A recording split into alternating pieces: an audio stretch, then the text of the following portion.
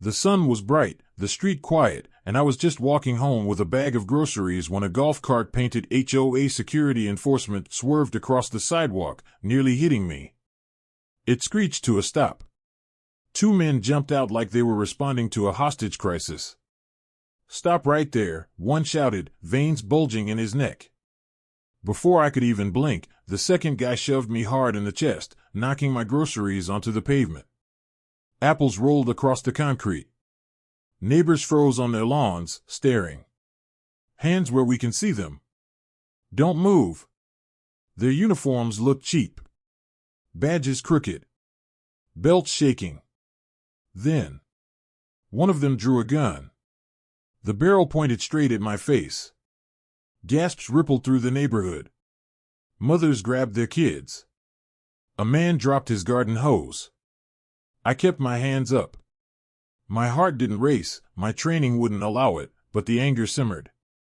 Then the gunman stepped closer, eyes full of entitlement and fear. And he said the line that made the entire block go silent. "You don't belong in this neighborhood, boy. Before we go any further, I want to hear from you. Comment your city or country if you believe justice matters, and if you stand against fake power, corruption, and intimidation disguised as authority. Your voice helps these stories travel farther. Hit like, subscribe, and let's keep shining a light on the truth together." I moved into this neighborhood 3 months ago, hoping for something simple: peace. After 12 years as a Navy SEAL, most of it spent overseas, I wanted a quiet street, a warm porch, and a place where I could finally breathe without scanning every shadow. The houses were neat. The lawns trimmed with military precision. Families walked dogs in the mornings. It looked like the kind of community anyone would be proud to retire in. But there was something else too. A tension you could feel but not name. I was one of the only black homeowners here, and from the very first week, the HOA president, Karen Thompson, made sure I felt it. The letters started small: "Your trash can is 2 inches too far right." Then bolder: "Your truck doesn't match the neighborhood style." Then personal: "We monitor residents who might bring danger." I ignored most of it. I'd fought in real battles, I wasn't going to start one over petty HOA nonsense. But slowly, things escalated. Strange cars paused in front of my house a little too long. Karen stared from her porch like she was waiting for me to slip up. And sometimes, at night, I'd catch 2 men walking the block wearing those same sketchy HOA security uniforms, no patches, no numbers, just intimidation stitched onto cheap fabric. Still, I tried to give them the benefit of the doubt. I told myself this was just overzealous neighborhood safety. Then one afternoon, a whisper from an elderly neighbor shattered that illusion. She leaned close, eyes worried, and murmured, "Those men aren't real officers, but Karen treats them like they are." A chill crawled up my spine. Because in neighborhoods like this, power is the most dangerous weapon of all. The moment that gun came out, everything inside me went cold and razor-focused. Years of training whispered in my ear, "Don't escalate. Don't give them a reason." But these men weren't cops. They weren't trained. They weren't stable. And the shaking muzzle pointed at my face told me one thing: one wrong breath, and this could turn into a neighborhood tragedy. "State your name," the gunman barked. I kept my hands raised. "I live here. I'm going home." "Answer the question," he snapped, stepping closer like he was performing for the audience gathering around us.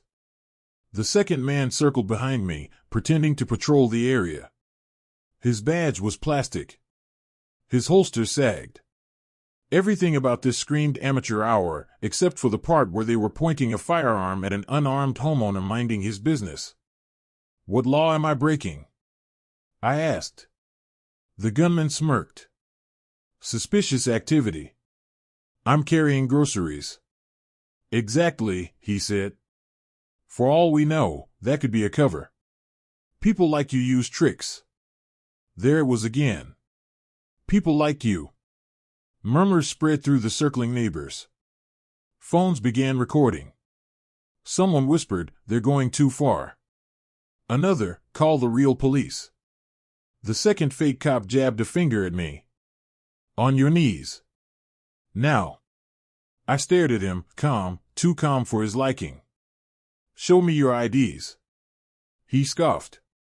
We don't need to show anything. This is private property. We enforce the rules here. No, I said sharply. You don't. The gunman pushed the barrel closer to my forehead. Down. Now. Then came the voice that poured gasoline on everything. Karen. She strutted down her driveway like she was entering a stage, sunglasses on, arms folded, chin raised. What did I tell you? She announced loudly. I knew he'd cause trouble. The crowd parted as she marched toward us, her voice shrill with authority she didn't deserve. Arrest him. I told you he's unstable. The gunman nodded as if that was all the confirmation he needed. Karen, I said calmly, I was walking home. She scoffed. And last week you threatened me. Don't pretend you didn't. A collective gasp. Eyes widened. Even the fake officers paused. That never happened, I said, steady but sharp. She pointed at me, shaking with rage. You stood right in front of my house and told me I'd regret calling the HOA meeting. You stormed off and slammed your truck door so hard my window rattled. I feared for my life. She's lying, someone yelled from across the street. But Karen ignored them. She leaned in close, venom dripping from every word. I told the police that you're dangerous. They're on their way. And they will handle you properly. A neighbor whispered, horrified, she called the real cops? Karen smirked. Yes. And when they arrive, I want him on the ground. If he moves. She pointed at the gunman. Put him down. The gunman nodded, tightening his grip. My grocery bag lay torn open on the pavement, apples crushed under Karen's heels as she paced arrogantly. The neighborhood held its breath. Every recording phone pointed at me, waiting to see if I'd flinch, fight, or fall. And in that boiling silence, the distant sound of sirens began to grow louder. Fast. Closer. Karen smiled like victory was already hers. But she had no idea. Those sirens were about to flip her entire world upside down. The sirens cut through the air, sharp and rising, and for the first time since the gun was drawn, everything went still. The fake officers straightened their cheap uniforms, suddenly trying to look official. Karen fixed her hair and adjusted her sunglasses, plastering on the smug smile of someone convinced they were moments away from triumph. I stayed exactly where I was, hands up, calm, breathing slow. A silence settled over the street so thick you could feel it pressing against your skin. 2 squad cars rolled in. Doors cracked open. Real officers stepped out. And then, the moment that changed everything. The police captain rounded the front of his cruiser, scanning the scene. His eyes landed on me, and he froze. His face softened. Marcus Reed, he said quietly. Karen blinked, confused. Who? The captain walked toward me, ignoring everyone else. Petty Officer Reed? Navy SEAL Team 8? A wave of shock rippled through the crowd. Karen's smile twitched. The fake officers' mouths fell open. I lowered my hand slowly. Good to see you again, Captain. He nodded back. Didn't expect to see you under these circumstances. Then he turned, voice loud, sharp, commanding. Holster your weapon. Now. The fake cop with the gun hesitated. Sir, we were just. You're not officers, the captain snapped. And that weapon is illegal. Hands behind your back. Gasps erupted as officers grabbed the fake cops, slamming them against their own golf cart. Karen stumbled backward, panic rising. This is a misunderstanding, she shrieked. They work for me. They enforce HOA law. There is no such thing, the captain said flatly. You hired armed civilians to impersonate law enforcement. Neighbors stepped forward, showing videos. Recordings of Karen yelling. Recordings of the gun drawn. Recordings of her lying. Karen's face drained of color. The captain pointed at her. Cuff her too. What? Me, she screamed as handcuffs clicked around her wrists.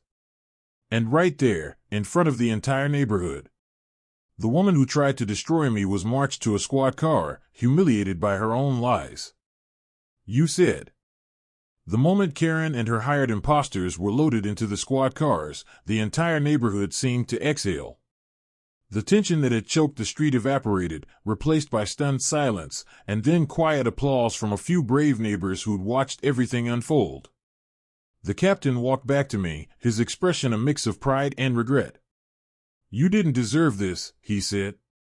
Not after everything you've done for this country. I nodded. I just wanted to walk home. He promised full charges. Impersonating an officer. Illegal firearm possession. False police report. Harassment. Reckless endangerment. Karen was immediately removed from the HOA board. Every neighbor received an official notice banning fake security teams forever. And for the first time since moving in, people approached me not with suspicion, but respect. One elderly neighbor pressed my hand. I'm sorry. We should have spoken up sooner. I smiled, relieved the storm had finally passed. Because in the end, justice didn't whisper. It roared. And as I picked up my crushed groceries, I couldn't help but think. They only saw a black man walking home. They never imagined the warrior standing right in front of them.